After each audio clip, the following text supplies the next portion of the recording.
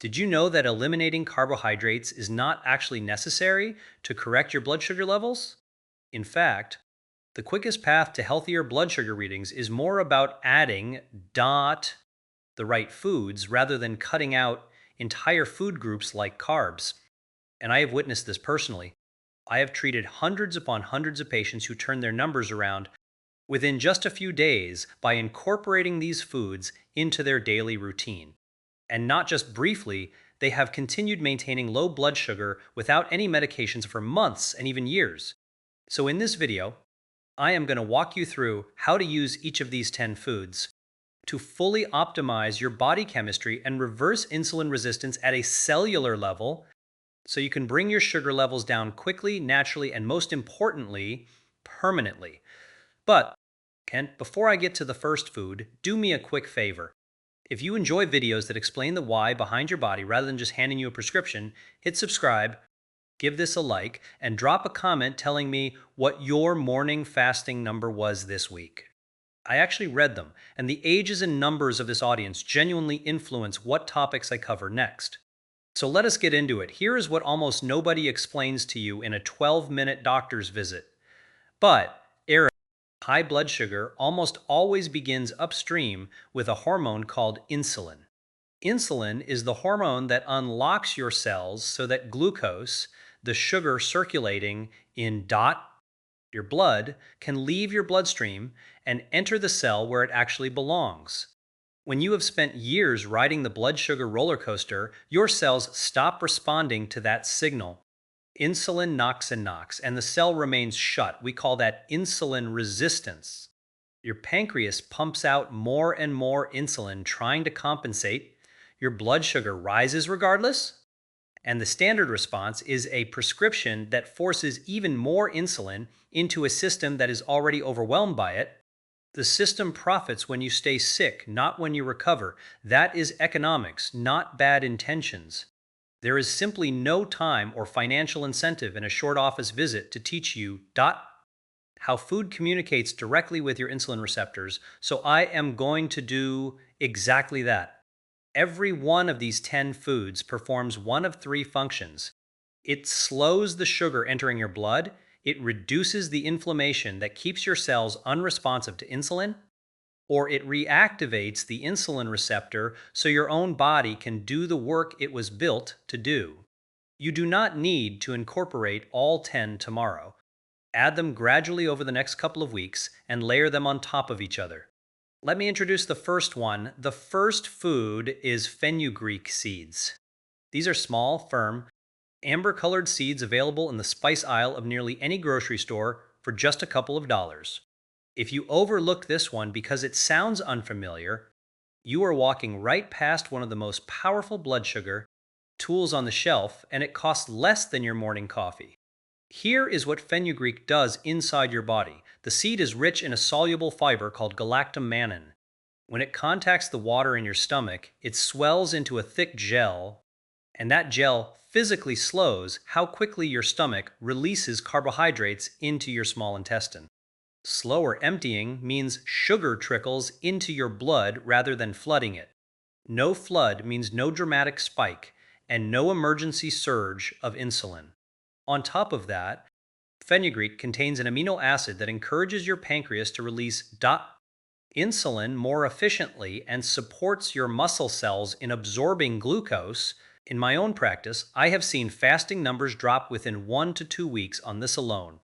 To use it, take 1 teaspoon of whole seeds and soak them in a glass of water overnight. In the morning, drink the water and eat the softened seeds before breakfast. If the slightly bitter flavor is too strong, grind them and stir half a teaspoon into yogurt or sprinkle it over your eggs. Start with a small amount. This fiber is potent and your digestive system needs a few days to adapt. Number 2 is cinnamon, and you almost certainly already have some in your kitchen, but the variety you have matters, and most people reach for the wrong one. The common grocery store cinnamon is cassia, and it contains a compound called coumarin that can be harsh on the liver when taken in large daily quantities.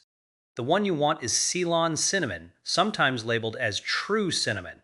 It is milder, safer for daily use, and the one I recommend to my own patients. What makes cinnamon effective is a group of polyphenols, natural plant compounds that behave almost like insulin themselves. They help your insulin receptors hold on to glucose more firmly, dot, and slow your stomach from emptying too quickly after a meal. The effect is real and measurable. Research from the Human Nutrition Program at the USDA found that less than half, a teaspoon per day, meaningfully reduced fasting glucose in adults with type 2 diabetes. If you skip this one, you are leaving an effortless win sitting right in your spice rack. Use approximately 1/4 to 1/2 teaspoon of Ceylon cinnamon daily. Stir it into your oatmeal, coffee, or a smoothie. The key is pairing it with a carbohydrate containing meal, because that is precisely when you want your receptors gripping more firmly and your digestion slowing down. Third on the list are broccoli sprouts, and I want you to pay careful attention here because this is the most underutilized food in this entire video.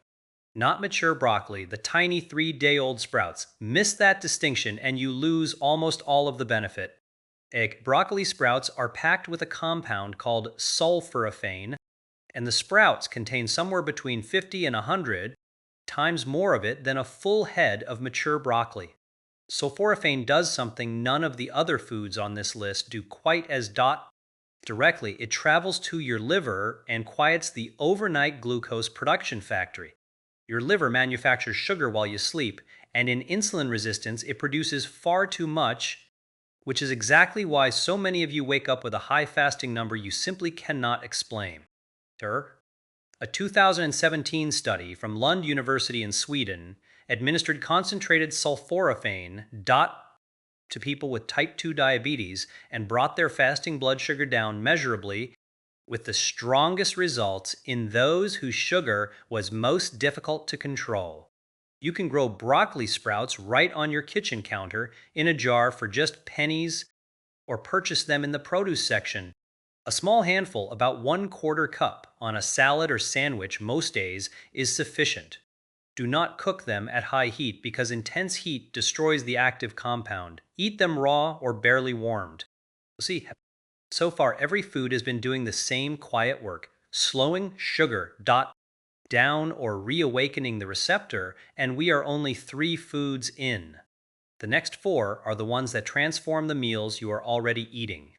If a friend or family member is also struggling with their numbers, share this video with them, because this is the information nobody has ever properly sat down and explained to them. Number 4 is avocado. Most people consider it a fat to avoid because of its calorie content, and that fear is working against them. The fat in an avocado is monounsaturated fat, the same family as olive oil, and it is one of the most blood sugar friendly things you can place on your plate. The reason is straightforward. That healthy fat combined with the fiber inside an avocado slows your entire meal down. When you add half an avocado to a plate of rice or toast, you are not removing the carbohydrate, you are putting a brake on how rapidly it converts to blood sugar. Glucose rises gently rather than spiking sharply. Over time, monounsaturated fat has also been shown to improve insulin sensitivity, meaning your cells begin responding to insulin signal more readily. In my experience, this is the easiest food on the list to turn into a habit because it makes the meal more satisfying and you stop reaching for a snack an hour later. Half an avocado per day is a sensible amount. Add it to your eggs in the morning, mash it onto whole grain toast, or toss it into a salad that already contains a starchy component. Wherever you have a carbohydrate, avocado softens the impact. 5th is chia seeds. These are tiny gray and black seeds that deliver far more than their size suggests. If you have ever watched chia sit in liquid and transform into a pudding-like consistency, you have already observed exactly how they work inside your digestive system. Chia is one of the most abundant sources of soluble fiber available. When it contacts the water in your stomach, it forms that same thick gel we discussed with fenugreek, and that gel coats the carbohydrates in your meal and dramatically slows their absorption. Sugar is released slowly and steadily, helping you avoid the spike and crash that leaves you shaky and hungry an hour after eating. Chia also provides a plant based omega 3 fat that helps reduce the low grade inflammation underlying insulin resistance. Cool that inflammation and the cells begin listening to insulin. Once again, 1 to 2 tablespoons daily does the job. Stir it into yogurt, drop it in a glass of water with a squeeze of lemon, or blend it into a smoothie. Give it 10 minutes to gel before drinking and make sure to consume plenty of water alongside it because all that fiber requires liquid to move properly through your system. Number 6 is fatty fish, specifically salmon and mackerel. This one does not work by slowing your meal down. It works on the deeper problem, the reason your cells became unresponsive to insulin in the first place. Insulin resistance is driven largely by chronic inflammation. When your body is quietly inflamed year after year, that inflammation physically disrupts the insulin signal at the surface of the cell. Salmon and mackerel are loaded with two omega 3 fats, EPA and DHA, which are among the most potent natural anti inflammatory compounds we know of. They reduce inflammatory signals, the cell membrane becomes healthier, and the insulin receptor begins functioning the way it was designed to. In 15 years of practice, patients who eat fatty fish twice a week consistently show calmer, more stable numbers, along with better blood pressure. Aim for 2 servings per week, roughly the size of your palm each time. Wild salmon, mackerel, sardines, and herring are all excellent options. Bake it, grill it, or buy it canned if that fits your budget better. Canned mackerel and sardines are among the cheapest and most nutritionally powerful foods in this entire video. Oh. Seventh on the list are walnuts. All the nuts available, this is the one I direct my patients toward first because of what it does for the lining of your blood vessels and your insulin simultaneously. Walnuts are rich in polyunsaturated fat and the same plant-based omega 3 found in chia seeds. That fat improves the function of your endothelium, the delicate lining inside your blood vessels, which is one of the first things high blood sugar damages. At the same time, the combination of fat, fiber, and protein in walnuts blunts the blood sugar rise after a meal and has been shown to reduce fasting insulin, which is the underlying number that reveals how hard your pancreas is working. Eat a small handful as a snack instead of crackers or a cookie, and you have taken a sugar spike and flattened it into a steady line. A small handful equals about 1/4 cup or 7 to 10 whole walnuts. Keep them raw or dry roasted, not candied or honey-coated. Use them to replace a processed snack rather than adding them on top of one. Okay. Number 8 is eggs, whole eggs, yolk included. On F for years. For years, people were told the yolk was the enemy, and that misguided advice pushed people toward sugary breakfast cereals that were far more damaging to their blood sugar. Let me set the record straight. A whole egg is essentially pure protein and fat with virtually no carbohydrate, which means on its own, it barely affects your blood sugar at all. But the real benefit is what doctors call the second meal effect. When you begin your day with eggs instead of toast or cereal, you stabilize your blood sugar not just at breakfast, but all the way through to lunch. You walk into your next meal with calmer numbers and a smaller subsequent spike. The protein and fat also keep you satisfied, so the mid-morning cravings that send you toward the cookie jar quietly disappear. In my practice, swapping a cereal breakfast for 2 or 3 eggs is one of the single fastest improvements I see reflected in a morning glucose reading. 2 or 3 whole eggs in the morning is a solid target for most people. Scramble them, boil them ahead of time for the week, or fold in some spinach.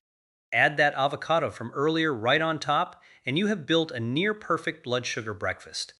Number 9 is apple cider vinegar, and this is the food with the fastest visible effect on a glucose meter of anything on this entire list. If you have a meter at home, you can actually watch this one work tonight. The active ingredient is acetic acid. It does 2 things simultaneously. It slows your stomach from emptying, so the carbohydrates in your meal enter your bloodstream gradually, and it assists your muscles in pulling glucose out of your blood and using it as fuel. The research here is solid. Work led by Dr. Carol Johnston at Arizona State University found that 1 tablespoon of vinegar before a carbohydrate containing meal reduced the after meal blood sugar spike by roughly 20 to 30% in people with insulin resistance. That is a medication level effect from something that costs just a few dollars per bottle. P. Take 1 tablespoon, and this detail matters, diluted in a full glass of water 10 to 15 minutes before a meal containing carbohydrates. Always dilute it and never drink it straight because the acid is harsh on tooth enamel and the throat. And if you are already taking any medication for blood sugar, speak with your doctor first because vinegar combined with that medication can lower your sugar faster than anticipated. The 10th food is lentils, and this one proves the entire point of this video. Lentils are a carbohydrate and they will lower your blood sugar. Here is how that works. Lentils are built from a slow digesting carbohydrate called resistant starch, wrapped in soluble fiber and a solid amount of plant protein. That combination means the glucose inside the lentil is released into your blood slowly and consistently over several hours rather than all at once. They also carry the second meal effect, so a bowl of lentil soup at lunch gives you steadier blood sugar well into the evening. And clinically, swapping white rice or white potato for lentils a few times per week is one of the most reliable methods I know for bringing down an AEC, your 3-month average blood sugar reading. Aim for half a cup to 1 cup of cooked lentils a few times weekly. Use them in a soup, a stew, or a cold salad with olive oil and a splash of the vinegar we just covered.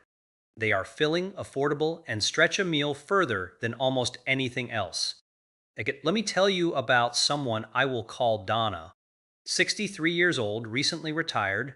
She came to me frightened because her fasting sugar was sitting around 180, and her doctor had just told her it was time to add a second medication.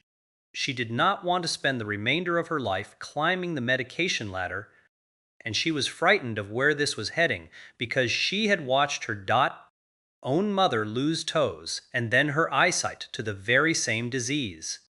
We did not strip her diet down to nothing. We added eggs and avocado in the morning instead of cereal, a tablespoon of vinegar before her larger meals, lentils swapped in for white rice, walnuts in place of her afternoon cookie, fatty fish twice a week, cinnamon in her coffee, broccoli sprouts on her sandwich at lunch. Within the first week, her fasting numbers began dropping.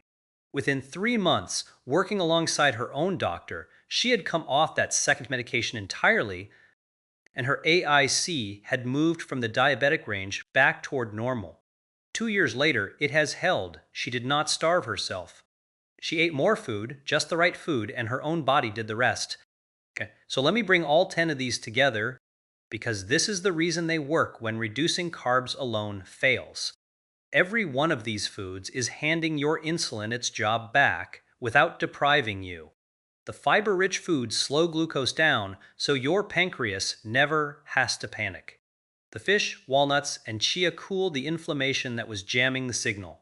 The cinnamon and vinegar work directly at the insulin receptor and help it grip again. Do that meal after meal, day after day, and the cell that stopped answering the door slowly starts opening it on the first knock. That is what reversing insulin resistance means at the cellular level. And once it happens, your body maintains your blood sugar on its own, which is exactly why Donna's numbers stayed low for 2 full years. Before I give you tonight's action plan, I need to draw one important boundary.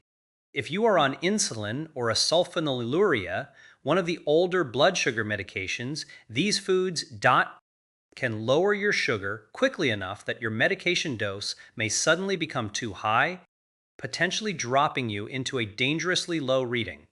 So add these foods with your doctor monitoring your numbers and let them gradually reduce your medication dose as your body improves.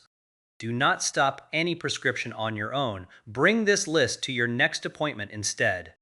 Okay, so here is what to do tonight. Follow simple steps. One, tomorrow morning, replace your cereal or toast with 2 or 3 whole eggs and half an avocado. That single swap improves your blood sugar for the entire day. 2, tonight, soak 1 teaspoon of fenugreek seeds in a glass of water and drink it first thing in the morning. 3, purchase Ceylon cinnamon, not cassia, and begin 1/4 teaspoon per day in your coffee or oatmeal. 4, before your largest carbohydrate, take 1 tablespoon of apple cider vinegar in a full glass of water 15 minutes beforehand. Get 5, this week, swap white rice or white potato for lentils at least twice and place fatty fish on the menu 2 evenings. So layer these in gradually over the next 2 weeks. You are not taking away the foods you enjoy. You are adding the foods that protect you. Okay, now, everything we covered today brings your sugar down throughout the day and after your meals. But a large number of you have told me the same puzzling thing, that your highest reading of the entire day comes first thing in the morning before you have eaten a single bite. You fasted all night and your sugar went up anyway. There is a specific reason your liver does that while you sleep, and there is a way to stop it.